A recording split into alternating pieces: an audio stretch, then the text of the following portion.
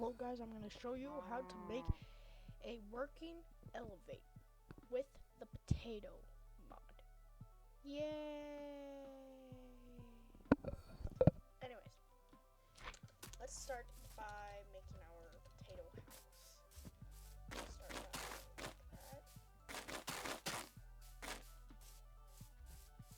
like that. By the way, this potato mod is